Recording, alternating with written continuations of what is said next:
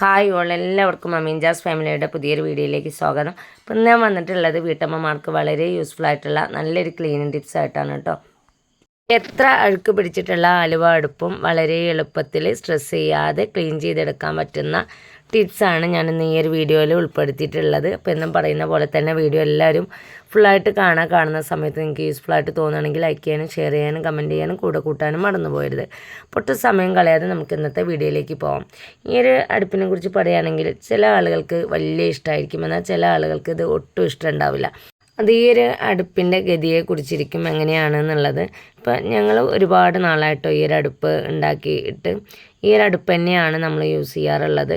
ഈ ഒന്നാമത്തെ അടുപ്പ് ഇതാണ് ഞങ്ങൾ ഏറ്റവും കൂടുതൽ യൂസ് ചെയ്യാറുള്ളത്. അതുകൊണ്ട് തന്നെ ഈ ഒരു അടുപ്പിൽ നല്ല രീതിയിൽ തന്നെ അഴുക്കും കറയൊക്കെ പിടിച്ചിട്ടുണ്ട്. എല്ലാ ദിവസവും നമ്മൾ കുക്കിങ്ങൊക്കെ കഴിഞ്ഞ് കഴിഞ്ഞാൽ ക്ലീൻ ചെയ്യാറുണ്ട്, എന്നാലും ഡീപ്പ് ക്ലീനിങ് എപ്പോഴെങ്കിലും ചെയ്യാറുള്ളൂ കേട്ടോ. അപ്പോൾ അതാ കണ്ടില്ലേ, ഈ ഒരു അടുപ്പിൽ അത്യാവശ്യം നല്ല രീതിയിൽ തന്നെ അഴുക്കും കറയൊക്കെ ഉണ്ട്. ആ ഒരു സ്റ്റീലിൽ നല്ല പോലെ കറയുണ്ട്, ഞങ്ങൾക്കത് വീഡിയോയിൽ തന്നെ മനസ്സിലാവുന്നുണ്ടാവും. ഇപ്പോൾ ഞങ്ങൾ ഈ ഒരു അടുപ്പിനെ കുറിച്ച് പറയുകയാണെങ്കിൽ ഇതിൽ ഒത്തിരി വിറക് വേണം കേട്ടോ കത്തി പിടിക്കാനായിട്ട്. പക്ഷേ കത്തി പിടിച്ച് കഴിഞ്ഞാൽ ചൂട് ഒരുപാട് സമയം ഇതിൽ നിലനിൽക്കും. അതുപോലെ തന്നെ തിളച്ചൊക്കെ കിട്ടാനായിട്ട് നല്ല പാടാണ് കേട്ടോ. സാധാരണ നമ്മൾ അടുപ്പിൻ്റെ അത്ര എളുപ്പത്തിൽ നമുക്കിതിലൊന്നും കുക്കായിട്ട് കിട്ടില്ല. പ്രത്യേകിച്ച് ചെറിയ രീതിയിലുള്ള ഫങ്ഷനൊക്കെ ആണെങ്കിൽ വളരെ ബുദ്ധിമുട്ടാണ് ഈ ഒരു അടുപ്പിൽ കുക്ക് ചെയ്യാനായിട്ട്. അതുകൊണ്ട് തന്നെ അങ്ങനെയുള്ള പ്രോഗ്രാംസോ അല്ലെങ്കിൽ ഫങ്ഷനൊക്കെ വരുന്ന സമയത്ത് ഞങ്ങൾ പുറത്ത് തന്നെയാണ് കുക്ക് ചെയ്യാറുള്ളത്. ക്ലീൻ ചെയ്യുന്നതിന് മുന്നോടിയായിട്ട് ഞാനിതിലുള്ള ചാരമെല്ലാം ഒന്ന് ഒഴിവാക്കി കൊടുക്കുന്നുണ്ട്. അപ്പം ഞാൻ ഈ ഒരു അടുപ്പ് ഇപ്പം ഞാൻ ഈ ഒരു ചാരം കോരുന്ന അടുപ്പുണ്ടല്ലോ, ഇത് നമ്മൾ യൂസ് ചെയ്യാറില്ല കേട്ടോ.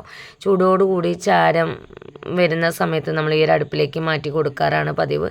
ഇപ്പോൾ ഞാൻ ആദ്യം കുക്ക് ചെയ്തിരുന്ന ആ ഒരു അടുപ്പിൽ ഇപ്പോഴും നിങ്ങൾക്ക് കാണുന്നുണ്ടാവും ചെറിയ രീതിയിൽ കനലുണ്ട്. അത് രാവിലെ കുക്ക് ചെയ്തെടുത്തിട്ടുള്ളതാണ് കേട്ടോ. അപ്പോൾ അതിൻ്റെ ബാലൻസ് ഉള്ള കനലാണ്. നല്ല വിറകൊക്കെ ആകുമ്പോൾ ഇതുപോലെയുള്ള കനലൊക്കെ ഉണ്ടാവും. ഒത്തിരി സമയം നമുക്ക് ചൂട് നിൽക്കും. മേലൊക്കെ കഴുകാനായിട്ട് ചൂടുവെള്ളം യൂസ് ചെയ്യുന്ന ആളുകൾക്ക് വളരെ യൂസ്ഫുള്ളാണ് കേട്ടോ. നമ്മൾ കുക്കിങ്ങൊക്കെ കഴിഞ്ഞ് കഴിഞ്ഞാൽ വിറകൊന്നും കത്തിക്കേണ്ട, ഒരു കനലിൽ കുറച്ച് വെള്ളം വെച്ച് കഴിഞ്ഞാൽ സാവധാനം അത് നല്ലപോലെ ചൂടായിട്ട് കിട്ടുകയും ചെയ്യും. മേലൊക്കെ കഴുകാനായിട്ട് നമുക്കിത് യൂസ് ചെയ്യുകയും ചെയ്യാം കേട്ടോ. വൈകുന്നേരമൊക്കെ കുക്ക് ചെയ്ത് കഴിഞ്ഞാൽ രാവിലെ ആവുന്ന സമയത്തും ഈ ഒരു അടുപ്പിൽ ചെറിയ രീതിയിൽ കനലുണ്ടാവും. അതുകൊണ്ട് തന്നെ ചാരം നമുക്ക് വേറൊരു ഭാഗത്തേക്ക് ഒഴിവാക്കാൻ കഴിയാറില്ല. അപ്പോൾ നമ്മൾ വേഗം ഈ ഒരു അടുപ്പിലേക്ക്, ഉപയോഗിക്കാത്ത അടുപ്പിലേക്ക് ഇട്ട് കൊടുക്കുകയാണ് ചെയ്യാറുള്ളത്. അങ്ങനെ ഇട്ട് കൊടുത്തിട്ടുള്ളതാണ് കേട്ടോ ഇത്. അപ്പോൾ ഇത് എല്ലാം ഒന്ന് കോരി ഞാൻ ഒഴിവാക്കി കൊടുക്കുന്നുണ്ട്. അതിന് ശേഷം നമുക്കിത് ക്ലീൻ ചെയ്യാം. കുക്ക് ചെയ്ത് കഴിഞ്ഞാൽ ആ ഒരു സ്റ്റീലൊക്കെ നല്ലപോലെ ചൂടാവും. ആ ചൂടോട് കൂടി ഒരിക്കലും അടുപ്പ് ക്ലീൻ ചെയ്യരുത്. നന്നായിട്ട് ചൂടാറി കഴിഞ്ഞതിന് ശേഷമാണ് കേട്ടോ ഞാനിത് ക്ലീൻ ചെയ്യുന്നത്. നമ്മുടെ കൈകൊണ്ട് തൊടാൻ പറ്റുന്ന ചെറിയൊരു ചൂട് മാത്രമേ ഇതിനുള്ളൂ. അതുകൊണ്ടാണ് ഞാനിപ്പോൾ ഇത് ക്ലീൻ ചെയ്യാനായിട്ട് മുതിരുന്നത്. പിന്നെ ഈ ഒരു അടുപ്പിൻ്റെ ഏറ്റവും വലിയ ഗുണം എന്ന് പറഞ്ഞാൽ നമ്മൾ കുക്ക് ചെയ്ത് കഴിഞ്ഞാൽ നമ്മുടെ കലത്തിലൊന്നും ഒത്തിരി അഴുക്കോ കാര്യങ്ങളൊന്നും പിടിക്കില്ല കേട്ടോ. അപ്പോൾ ഈ ഒരു അടുപ്പത്ത് വെച്ചിട്ടുള്ള കലം നിങ്ങൾക്ക് കണ്ടാലറിയാം, ബാക്കിയുള്ള എല്ലാ ഭാഗവും പുതുപുത്തനായിട്ട് തന്നെയാണ് നിൽക്കുന്നത്. ആ ഒരു കലം വെക്കുന്ന അടിവശം മാത്രമേ കുറച്ച് കരിയായിട്ട് ഉണ്ടാവുള്ളൂ കേട്ടോ. അപ്പോൾ ഷോൾഡർ പെയിനും കൈവേദനയൊക്കെ ഉള്ള ആളുകൾക്ക് വളരെ എളുപ്പത്തിൽ തന്നെ നമുക്ക് ഈ ഒരു കലം ക്ലീൻ ആക്കി എടുക്കാനായിട്ട് പറ്റും. എന്നും നമ്മുടെ കലം ഇതേപോലെ പുതുപുത്തനായിട്ട് നിൽക്കുകയും ചെയ്യും. പിന്നെ എടുത്ത് പറയാനുള്ള രണ്ടാമത്തെ ഒരു ഗുണം എന്ന് പറയുന്നത് അതിൻ്റെ ചൂട് തന്നെയാണ്. കുറേ സമയം അതിൻ്റെ ചൂട് നിലനിൽക്കും കേട്ടോ. അപ്പോൾ ഈ ഒരു അടുപ്പിൽ നമ്മൾ ചിരട്ട കത്തിക്കാനായിട്ട് പാടില്ല. ഈ ഒരു അടുപ്പ് കത്താൻ പ്രയാസമുള്ളതുകൊണ്ട് തന്നെ പെട്ടെന്നൊക്കെ തിളച്ച് കിട്ടാനായിട്ട് ഞങ്ങൾ ചിരട്ട ഇട്ട് കൊടുക്കാറുണ്ടായിരുന്നു. അതുകൊണ്ടാണ് ആ ഒരു സ്റ്റീലിൻ്റെ ഭാഗം നിങ്ങൾ പൊങ്ങിക്കിടക്കുന്നതായിട്ട് കാണുന്നത് കേട്ടോ. സാധാരണ വിറകിനേക്കാൾ ചൂട് കൂടുതലാണല്ലോ ചിരട്ടയ്ക്ക്. അപ്പോൾ നമുക്ക് വേഗം കുക്കായിട്ട് കിട്ടിയെങ്കിലും അടുപ്പിനത് ദോഷമാണ്. നമുക്കിതൊന്ന് ക്ലീൻ ചെയ്തെടുക്കാനായിട്ട് നല്ലൊരു സൊല്യൂഷൻ ഒന്ന് റെഡിയാക്കി എടുക്കണം കേട്ടോ. ഈ ഒരൊറ്റ സൊല്യൂഷൻ വെച്ചിട്ട് വളരെ എളുപ്പത്തിൽ തന്നെ നമുക്ക് എത്ര അടുക്കുണ്ടെങ്കിലും ക്ലീൻ ആക്കി എടുക്കാനായിട്ട് പറ്റും. അതിനായിട്ട് ഞാനൊരു ബൗൾ എടുത്തിട്ടുണ്ട്. അതിലേക്ക് 1.5 ടേബിൾ സ്പൂണോളം ബേക്കിംഗ് സോഡയാണ് ചേർത്ത് കൊടുത്തിട്ടുള്ളത്. ഇനി ഞാനിതിലേക്ക് ആഡ് ചെയ്ത് കൊടുക്കുന്നത് ഡിഷ് വാഷ് ലിക്വിഡാണ്. അപ്പോൾ എൻ്റെ കയ്യിലുള്ളത് പ്രില്ലാണ്. ഇത് അത്യാവശ്യം പതയുള്ളത് കൊണ്ട് തന്നെ ഒരുപാടൊന്നും നമ്മൾ യൂസ് ചെയ്യേണ്ട, വളരെ കുറച്ച് മാത്രം മതി കേട്ടോ.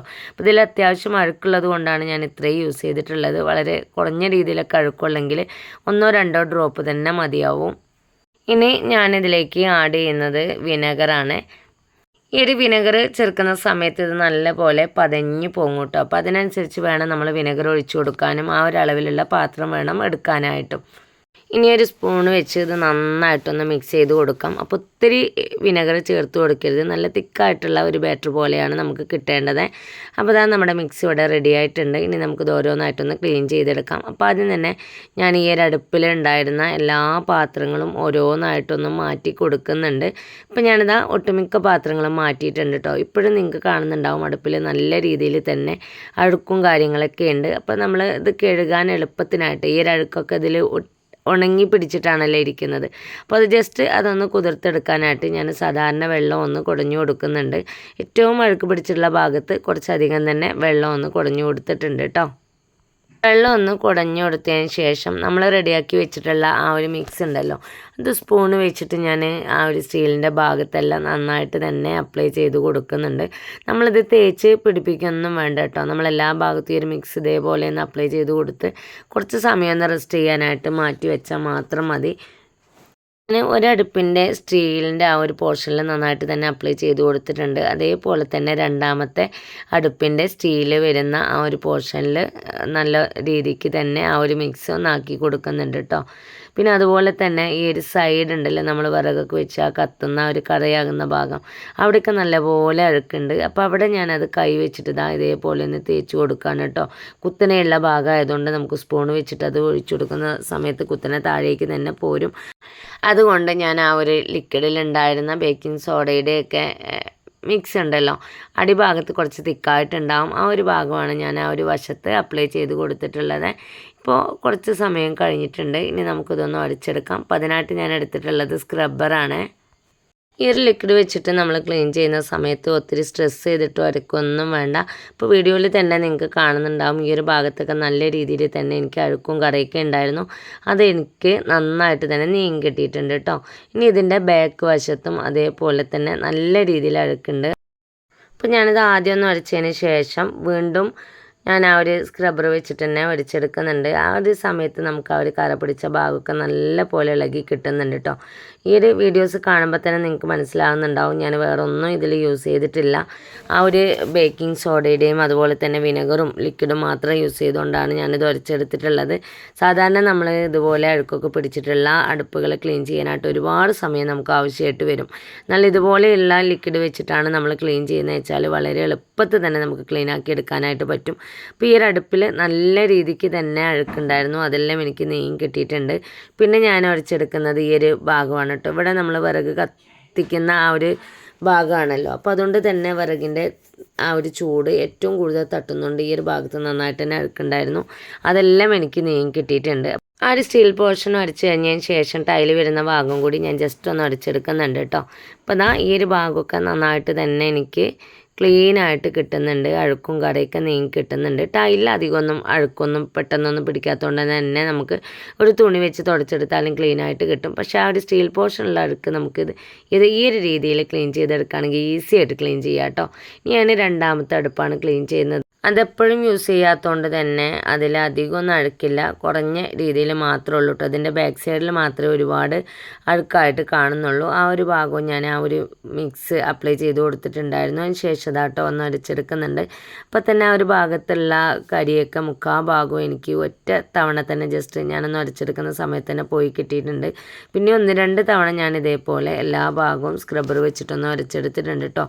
എല്ലാ വശവും ഉരച്ചെടുത്തതിന് ശേഷം നനഞ്ഞ ഒരു തുണി വെച്ചിട്ട് നമ്മളിതാ ഇതേപോലെ ഒന്ന് തുടച്ചെടുക്കുന്നുണ്ട്. ഇപ്പം നിങ്ങൾക്ക് കാണുന്നുണ്ടാവും ഞാൻ ആദ്യം നിങ്ങൾക്ക് കാണിച്ച് തന്ന അടുപ്പിൻ്റെ ആ ഒരു ലുക്കും ക്ലീൻ ചെയ്തതിന് ശേഷമുള്ള ലുക്കും കേട്ടോ. അപ്പോൾ ഡ്രൈ ആയിട്ടുള്ളൊരു തുണി വെച്ചിട്ടൊന്ന് തുടച്ചെടുത്തതിന് ശേഷം തുണി നല്ല പോലെ 2-3 തവണ നല്ല വെള്ളത്തിലൊന്ന് നനച്ച് പിഴിഞ്ഞെടുത്തതിന് ശേഷം വീണ്ടും ഞാനിതൊന്ന് തുടച്ചെടുക്കുന്നുണ്ട്. അപ്പോൾ എത്രത്തോളം നമുക്ക് ആ ഒരു ഭാഗം ക്ലീനായിട്ട് കിട്ടി എന്നുള്ളത് ഈ ഒരു വീഡിയോ കാണുമ്പോൾ നിങ്ങൾക്ക് മനസ്സിലാവും. ഈ ഒരു പോർഷനൊക്കെ എനിക്ക് നല്ല രീതിയിൽ തന്നെ ക്ലിയർ ആയിട്ട് കിട്ടിയിട്ടുണ്ട് കേട്ടോ. പിന്നെ ഏറ്റവും കൂടുതൽ അഴുക്ക് പിടിച്ചിട്ടുണ്ടായിരുന്നൊരു ഭാഗമാണ് ഇതിൻ്റെ ഈ ഒരു ഭാഗം. അവിടെ എനിക്ക് നന്നായിട്ട് തന്നെ ക്ലീനായിട്ട് കിട്ടിയിട്ടുണ്ട്. അലുവ അടുപ്പ് യൂസ് ചെയ്യുന്ന ആളുകൾക്കൊക്കെ ഇടയ്ക്കെങ്കിലും ഇതുപോലെയുള്ള ഡീപ്പ് ക്ലീനിങ് ചെയ്യേണ്ടതായിട്ട് വരും. നിങ്ങളുടെ അടുപ്പ് എത്ര അഴുക്ക് പിടിച്ചിട്ടുള്ളതായിക്കോട്ടെ ഈ ഒരു രീതിയിൽ നിങ്ങളൊന്ന് ക്ലീൻ ചെയ്ത് നോക്കുക. ഒത്തിരി അഴുക്കുണ്ടെങ്കിലും വളരെ എളുപ്പത്തിൽ സ്ട്രെസ് ചെയ്യാതെ ഉരച്ച് കൈയൊന്നും വേദനിക്കാതെ വളരെ ഈസി ആയിട്ട് തന്നെ നമുക്കത് ക്ലീൻ ചെയ്തെടുക്കാനായിട്ട് പറ്റും. രണ്ടാമത്തെ അടുപ്പ് ഞാൻ തുടച്ച് എടുത്തതിന് ശേഷം ഈ ഒരു ഭാഗം ഉണ്ടല്ലോ, ഇവിടെ അത്യാവശ്യം അഴുക്കുണ്ട്. അവിടെ ഞാൻ ആ കയ്യിൽ ആ ഒരു ലിക്വിഡ് ആക്കിയിട്ട് ജസ്റ്റ് ഒന്ന് ഉരച്ചു കൊടുക്കാൻ കേട്ടോ. അപ്പോൾ കയ്യിൽ തന്നെ എനിക്ക് അത്യാവശ്യം അഴുക്കൊക്കെ വരുന്നുണ്ട്. അതിനുശേഷം ഞാൻ സ്ക്രബ്ബർ വെച്ചിട്ട് ആ ഒരു ഭാഗം കൂടി ഒന്ന് ക്ലീനാക്കി എടുത്തിട്ട് വരാം. അപ്പോൾ ഇതാ ഈ ഒരു ഭാഗം എനിക്ക് നന്നായിട്ട് തന്നെ ക്ലീനായിട്ട് കിട്ടിയിട്ടുണ്ട്. അപ്പോൾ ഇനി ആലുവടുപ്പൊക്കെ യൂസ് ചെയ്യുന്ന ആളുകൾ ഇതേ രീതിയിലൊന്ന് ക്ലീൻ ചെയ്ത് നോക്കുക. എന്നിട്ട് നിങ്ങളുടെ വിലയേറിയിട്ടുള്ള കമൻറ്റ് എന്നെ അറിയിക്കാനായിട്ട് മറക്കരുത്. ഇത്രയും നേരം എൻ്റെ വീഡിയോസ് കണ്ട് സപ്പോർട്ട് ചെയ്തതിന് എല്ലാ കൂട്ടുകാർക്കും ഹൃദയം നിറഞ്ഞ നന്ദി. ഇൻഷാ അല്ലാഹ് അടുത്തൊരു വീഡിയോസുമായിട്ട് വീണ്ടും വരാം. Thanks for watching.